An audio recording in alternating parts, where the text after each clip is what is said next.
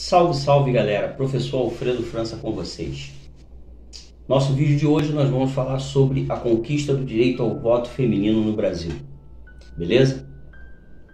Vai rodar a vinheta, mas eu já de cara já peço a você, fica até o final, beleza? Que eu tenho certeza que você vai curtir bastante o conteúdo desse vídeo.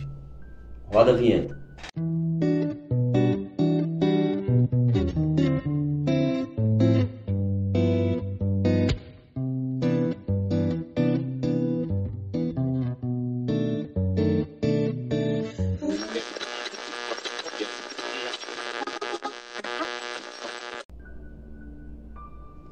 Bom galera, antes de qualquer coisa quero pedir a vocês que vocês fiquem até o final, porque eu tenho certeza que vocês vão curtir bastante o conteúdo desse vídeo. Nem sempre o voto feminino no Brasil foi permitido.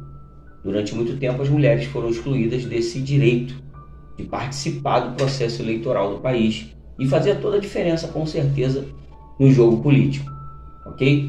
Somente em 1932 as mulheres vão ganhar o direito de participar do processo político e não só votar, mas também ser votada no jogo político. E em 1946 é que o voto se torna obrigatório. Porque na década de 30 foi um curto período, né, de conquista do movimento feminino no Brasil, ou do movimento feminista, né, em prol do sufrágio feminino. Porque em 1932 as mulheres ganham o direito ao voto, mas pouco tempo depois vai haver o golpe de Estado feito por Vargas, aquele mesmo que em 32 concedeu o direito de voto do voto feminino, é o que em 1937 vai decretar o fechamento do Congresso, o fechamento das câmaras. Então vai ser uma conquista que durou pouco tempo. E aí, quando encerra a Era Vargas, em 45, no ano seguinte, em 1946, o voto se torna, então, obrigatório no país. A Constituição de 1824 já previa a participação da mulher no cenário político, porém, havia alguns fatores que contribuíam para a exclusão da mulher. Um deles é o fato de que não consideravam a mulher alguém, né, que fosse capaz de tomar decisões importantes no país. Outro fator também de destaque é que para votar tinha que ser ativo na sociedade brasileira, quer dizer, teria que comprovar renda. Então a mulher terminava sendo excluída, apesar de muitas mulheres naquele período ali do século XIX ter um certo poder aquisitivo. O outro fator de que considerava a mulher incapaz de tomar decisões importantes terminava contribuindo para essa exclusão da mulher no processo eleitoral do nosso país, o recém-país então surgido aí, já que estamos falando da primeira Constituição, a Constituição de 1824.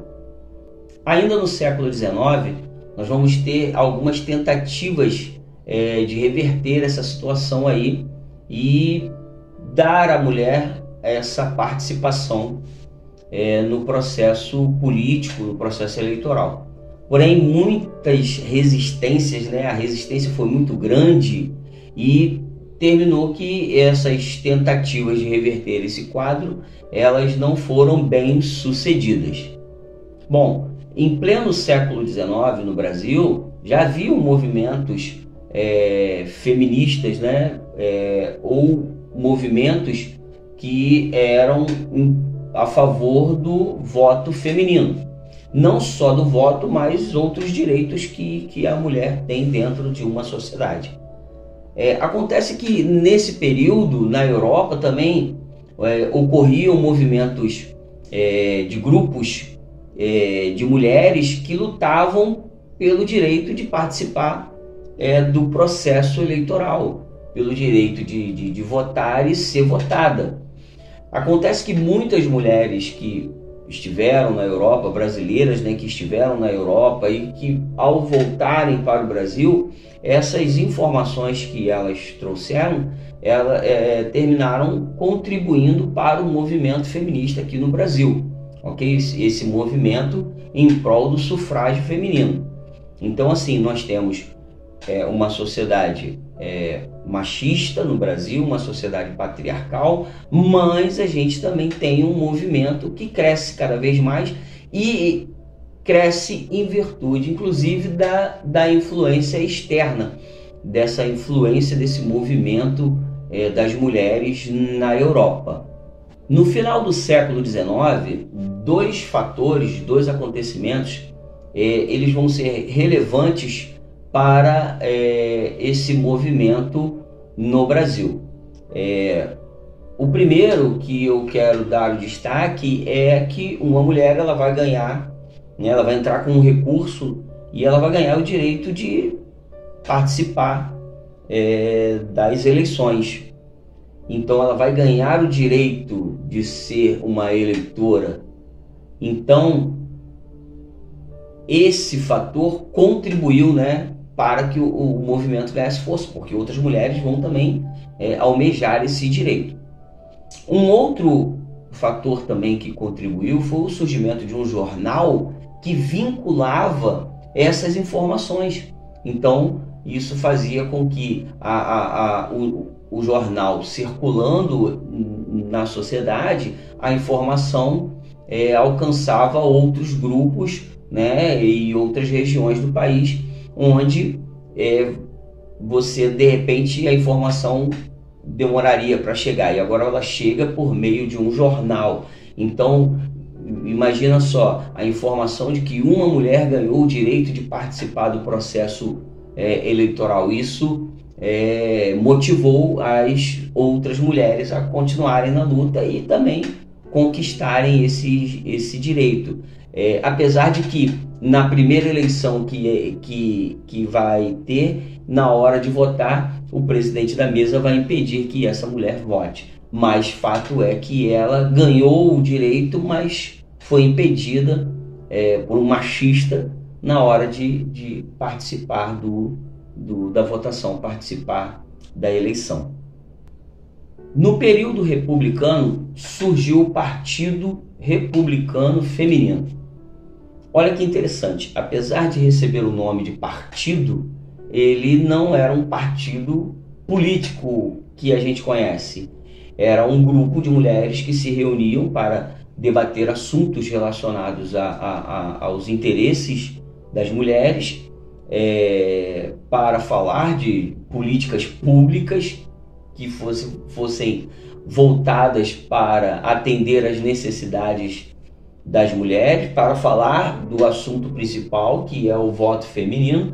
Mas esse grupo ele não era necessariamente um partido político, apesar de receber o nome de Partido Republicano Feminino, ok? O que a gente precisa entender é que era uma sociedade que não atendia, né, as necessidades das mulheres, que era uma sociedade bem machista e uma sociedade que excluía muitos, inclusive as mulheres.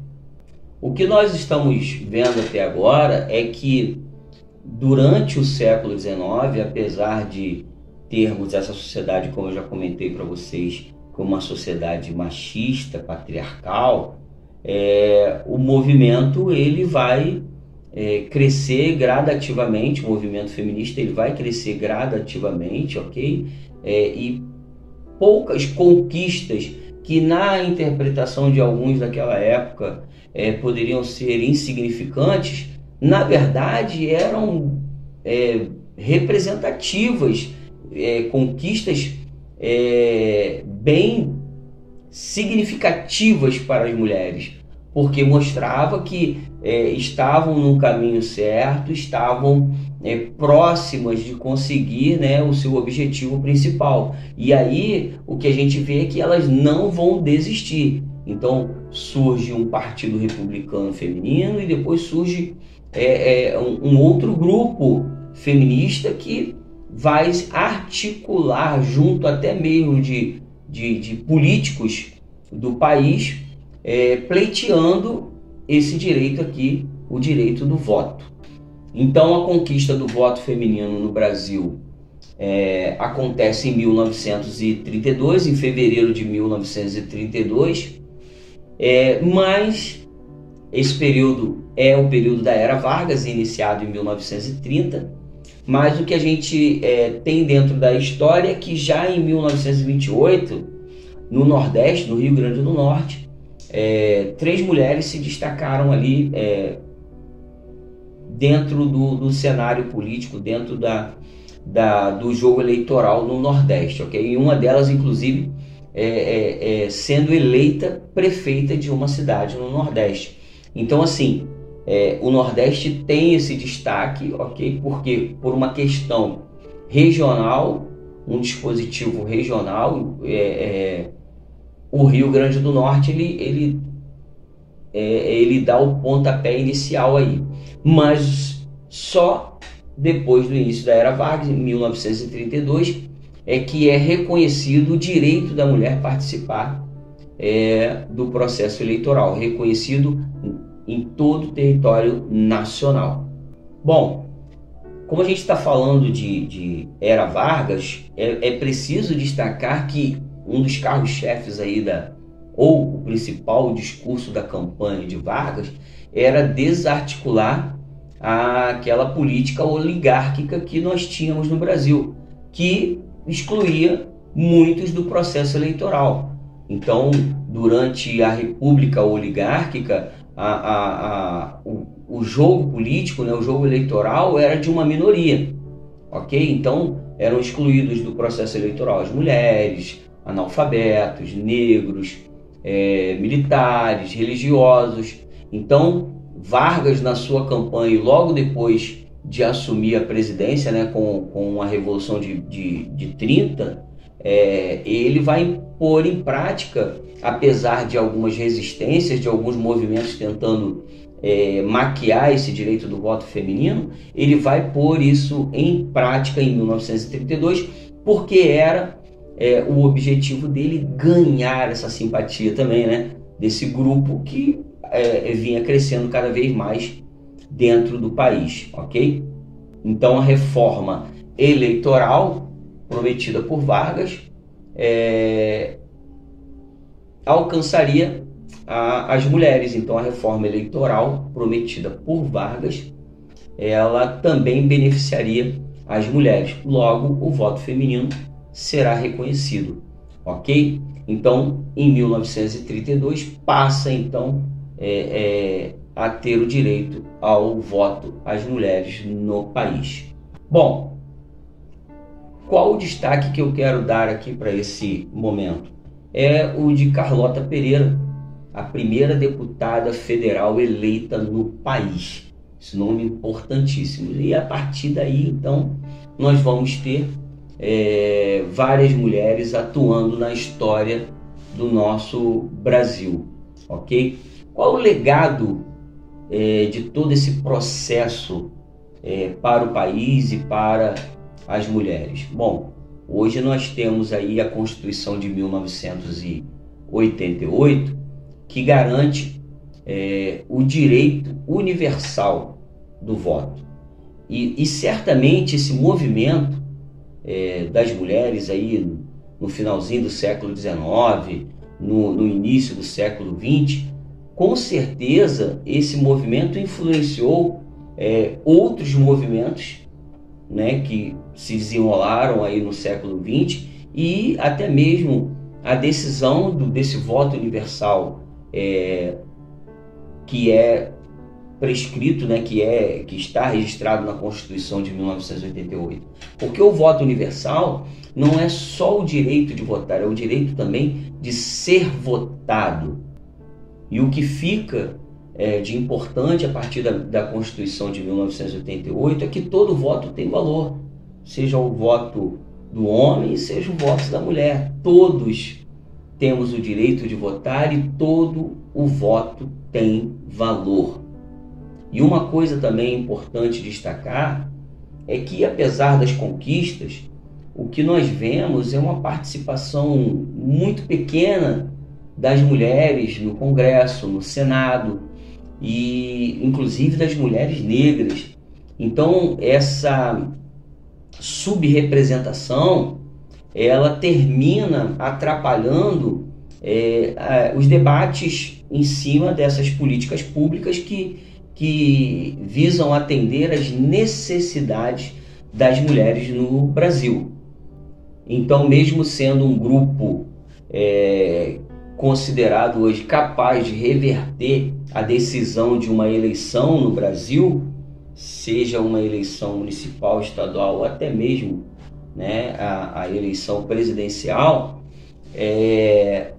ainda é pouco a participação das mulheres dentro do Congresso, por exemplo, como eu acabei de dizer. Então, fica a dica aqui, né, para que nós possamos ter esse olhar, né, para este grupo tão importante da história do país, que pode com certeza, né, vai com certeza contribuir para decisões que visam não só atender as mulheres, mas em especial as mulheres, mas que toda a sociedade de um modo geral.